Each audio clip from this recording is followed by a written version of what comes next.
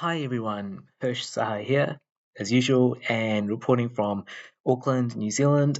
Today is, well, still the 5th of June 2024. Still quite cold here in New Zealand. Just began winter, but at least, hey, we just had as they now call it, King's birthday weekend, and that was quite nice. Had Monday off. Today's Wednesday, but had the Monday off, so it was a nice, good long weekend. I actually went out to Auckland and saw some friends down in Wellington. There was even a friend's wedding and his bachelor party, which preceded it, and the wedding drinks that followed it, along with what was it, yum cha one morning, and then a dinner another night. So no, that was all quite good. Thought I'd sort of start off with just at least a bit of a positive note. Actually, to be honest, I did that much more for myself as opposed to you, the audience, because this talk video is quite an emotional topic for me, to be completely honest. And as the title says, extremist academics and their various extremes. And this is one thing that I don't think I'll ever forget, but I remember I'm going to university in Wellington and studying a commerce degree, a bachelor of commerce, and administration, specializing in accounting, commercial law, and finance. And then I got asked to do honors in accounting or postgraduate accounting, and that became a fifth year of the degree, the fifth year and the last year of that degree as postgraduate. And I remember it was able to count as 1 year of masters if I decided to pursue a master's degree after that. And so one more year, one more year, and I could have got a master's degree and another year on top of that, doing a big project, and that would have been a doctorate. You could call me Dr. Saha if you, but I didn't. To be honest, I didn't really follow through with that. I didn't. I thought about it, but didn't really. It seemed worth it to me, the time, the effort, and all that. But sort of coming back to what I wanted to talk about here, when I did honors in accounting, and I'll never forget it, I really never will. To be honest, it seemed like we learned and spoke about anything but accounting. It was very theoretical, very, very theoretical, and just, really thinking about things too much, if you like, and really going into it, and really a closer case of analysis paralysis. And to this day, I really still don't fully understand, a lot of the things, they were getting at. Sometimes you might think, okay, I see the point that they're making here, or I see what they're trying to teach us there, but it's just so, you know, unnecessary, unneeded. Sometimes you think, what is the true value that adds to society? The vast majority of jobs, or hopefully, the majority of jobs, or most jobs, the work that people do add values to society in one way or the other. You could be cleaning toilets, public toilets in, the poorest area of town. And that might sound like a really dead end job, but you are actually adding value because, that job is a job that needs to be done. You could be cleaning anything and you're adding value because that cleaning needs to be done. And all the way up to, whatever have you, the biggest jobs, like, say, for example, prime minister or president or, what have you. But I remember sort of, in when I did honors in accounting, and it was just so in depth theory and, just so much of analysis paralysis. And it's amazing the sort of things they argued. And I remember like going through all these sort of, in depth research papers. And the fact that they were just all on poorly photocopied paper, and in small print, not always clear, and all black and white as opposed to the use of any color. The fact that it was all like that, didn't really help. It didn't really help at all. And I just remember it just being so monotonous and boring, just having to read through these papers to think that people actually wrote them in the first place. And I remember actually saying to a friend of mine, I had a very close friend when I did that year, that honors in accounting. And I remember that was back in 2006 when I did that, the last year of my 5-year degree. I had a very good friend, and we really reacted to the whole program in the same way. So we were already friends before that, but we really got quite close to each other that year, and we just spoke about so many things. And sometimes you think, geez, all this work they're getting us to do, and all this they're trying to teach us, and what value does it really add, and just how just monotonous it is, and just so theoretical, and how you can just argue things this way or that way. Is it really just to keep someone in a job? And is it just to keep someone in a job? And perhaps it is. I remember talking to my friend, and it was like, oh my god, they're just arguing this because they've got words to argue with. And there's a difference in just having words to argue something, as opposed to actually having facts and merit, to argue it with. And there's some interesting examples. Like I remember them saying something like, "Oh, the word research cannot be defined." I actually remember them saying, um, I still remember today, reading one of the papers. I think it was a chapter in the book, and it said, there is not one thing nor a set of things that research, clearly is. It cannot be reduced to any kind of essential quality. And I remember them, giving us that sentence, to do essays on, to argue, and I remember doing the essay on it, and actually not doing so well. I got a C plus, but I was basically saying in that essay that no, I do believe that research can be defined. It can be reduced to an essential quality. It can be reduced to one thing or a set of things. I think it's actually a very easy word to define, as opposed to something completely different and say um, emotional, even abstract, like for example, love, or spirit, or faith, or emotion. Those words are probably a tad more difficult to define. But coming back to research, I remember talking to one of the teachers there, and I think she was saying, oh, but like research, it could be research as in I was saying, and I was trying to argue my essay that research is basically just gathering information, and she was sort of trying to tell us that, but okay, there's gathering information in terms of reading a book. There's gathering information in terms of interviewing someone. There's gathering information in terms of looking something up on the internet.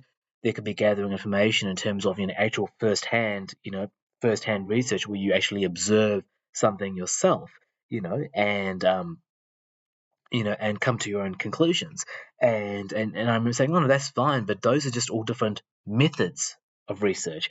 And I remember coming to the conclusion, I think no, research can be pretty easily defined. It's basically I would put it as the gathering of information in some way for some purpose.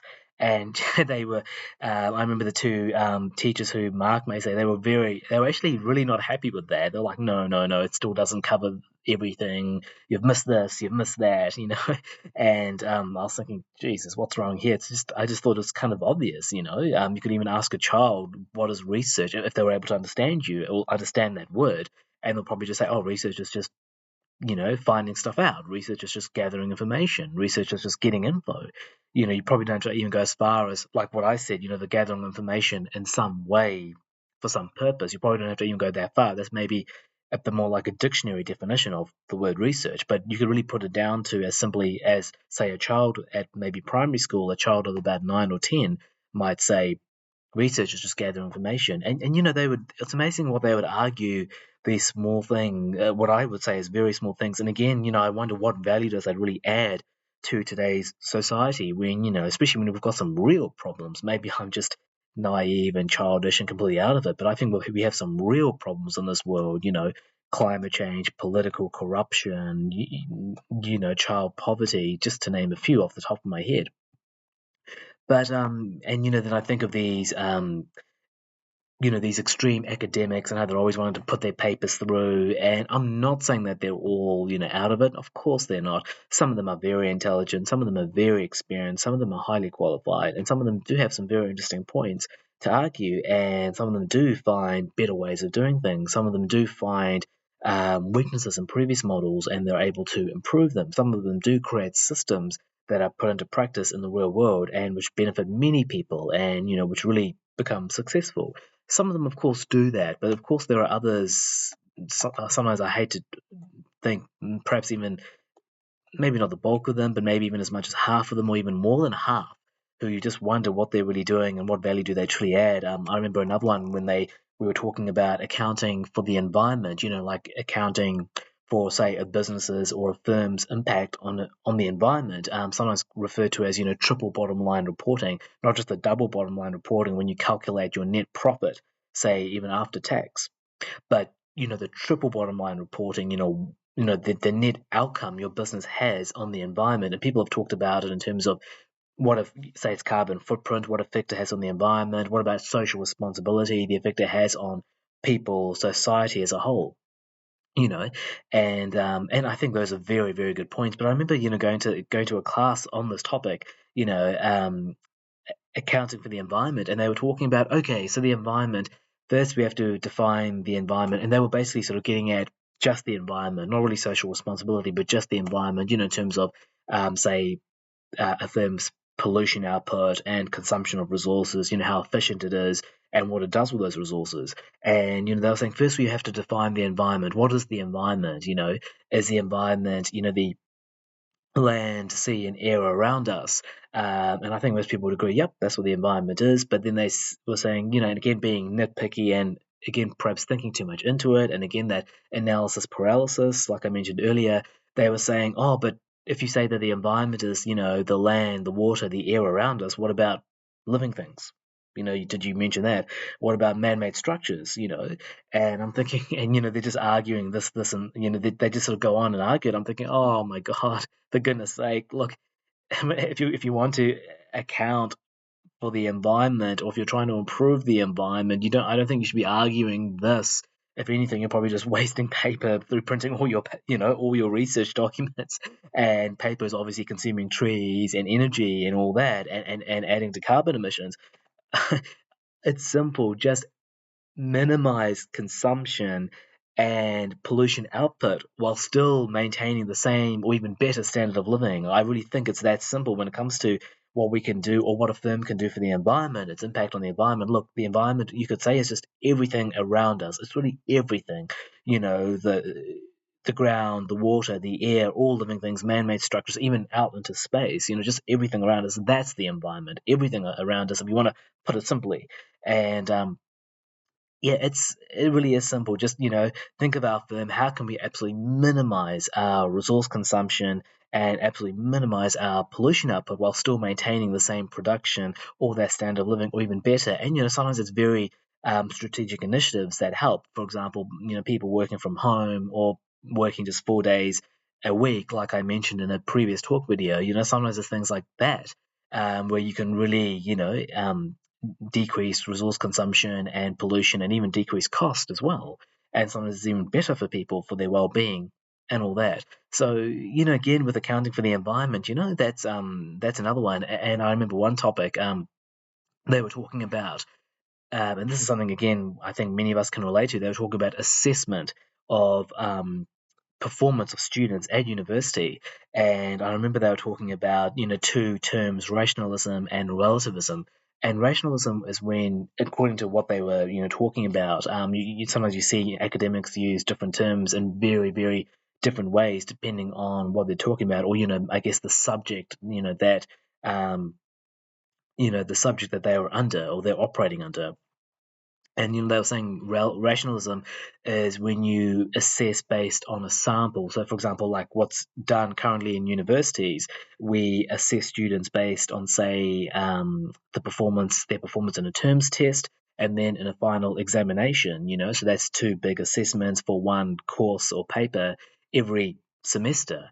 And relativism would be assessing everything. So, for example, assessing their attendance to lectures, their attendance to tutorials, their preparation for those tutorials, their conducting or doing of the readings that are assigned to them, just everything. And of course, you might think, oh, that's actually a good idea, relativism.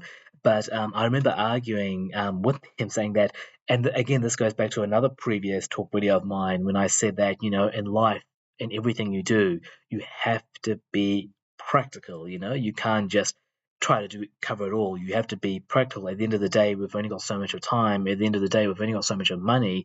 At the end of the day, we've only got so much or so many resources. So yes, it might be good to assess everything, but one, how much would that cost? And how would you do it? How would you assess that students are attending every single lecture? Would you actually do a roll call in a lecture theatre of 300 students? And you might say, oh, what about something like a swiping card as you enter the lecture theatre? Again, that's still going to cost money. And what is to stop, say, one student giving his card to another student and he just swipes it when he goes? So that first student who gave the card to the second, doesn't actually attend the lecture. His friend just swiped his card and it made it look like he did, right? And how are you going to assess things like, oh, are students actually doing all the readings that are assigned to them for all their courses? Are you going to have someone standing over them and just absolutely watching, making sure that a student is reading the chapter he's supposed to read in the textbook? It's really not practical, and I really don't think it would work, and would certainly massively increase student fees, which I think many people would not be happy with. So, I said, no, I think rationalism is better. Yes, you can't just assess or examine everything. Having just one terms test and one final examination or two assessments in every course or paper might not seem like a lot, but you have to be practical in life. You can't do everything. So I remember talking about that. And I also remember another example I wanted to bring up was I actually remember when this was actually earlier on in my honors year, and it was actually one of the very first assignments I did. And what we had to do was a critique of a research paper, and the critique was basically when you pretty much do that, you criticize it, you read through the research paper, and you identify its limitations, if any, and you talk about them. And I remember this really smart sort of girl who was only a few years older to me at the time, really enjoying picking out anything that I missed out. And what we had to do is not only do we have to do a critique on the paper, sorry, we had to also give a presentation on that. Prepare a PowerPoint presentation with slides, and then give the presentation in front of everyone else in the class. And I remember giving my presentation, and I remember saying, looking at this research paper that we're critiquing, I said, do you know what? Just one quick look at the author's bibliography, and what do you notice? All his research is based on material from just the United States and just the 1980s, and I thought, that was certainly something at least worth pointing out, because it shows limitation in his research, all the research that he that he based his conclusions on for that research paper that he did. And I remember this girl saying, oh, but Hirsch, if you actually look at it, it's funny how people always love to use your name when they're accusing you of being wrong, isn't it? It's like, but Hirsch, if you actually looked a bit further, and if you actually looked at when the research paper was published. The research paper was published in the 1980s in the United States. You're saying that this author only, used material from the United States in the 1980s, but the paper was written in the 1980s, not today. And today, back then, was 2006. And I remember saying to her, yes, I understand that, but yes, of course, he could not have used research after the 1980s because the paper was written in the 1980s. But wait, just listen to this, listen to this. There were there was time before the 1980s. There was, what's it called? The 70s. And before that, what is it? Oh, the 60s. And before that, the 50s. He could have used research from previous decades or previous years, not just the decade he was in, right?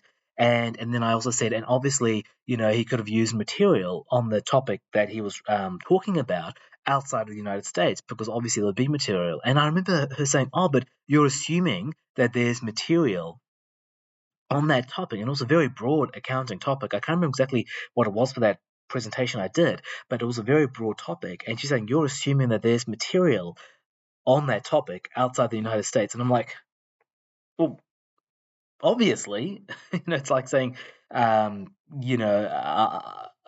a lot of cars here in New Zealand, so I'm pretty sure there's a lot of cars in Australia too, especially with Australia having 5 times as many people in New Zealand. New Zealand has about 5 million people. Australia has about 25 million people. And someone's saying to me, but you're assuming that cars exist in Australia.